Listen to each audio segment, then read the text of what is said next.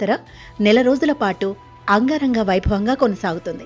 ఈ వేడుకల్లో తెలంగాణ, ఆంధ్రప్రదేశ్తో పాటు ఒడిశా, పశ్చిమ బెంగాల్కు చెందిన ఎంతో మంది భక్తులు పాల్గొంటారు.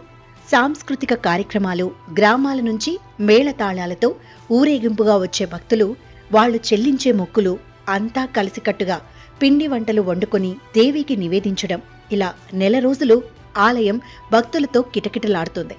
నూకాలమ్మ ఆలయం అనకాపల్లిలో ఉంటుంది. అక్కడి వరకు రైలు లేదా బస్సులో చేరుకుంటే ఆలయం 2 కిలోమీటర్ల దూరంలో ఉంటుంది. అదే విమానంలో రావాలనుకునేవారు విశాఖపట్నం విమానాశ్రయంలో దిగాలి. అక్కడి నుంచి ఆలయం దాదాపు 28 కిలోమీటర్ల దూరంలో ఉంటుంది. మొత్తానికి ఈ నూకాలమ్మ వారి దర్శనంతో దరిద్రం మాయమవుతుందని కోట్ల మంది నమ్మకం.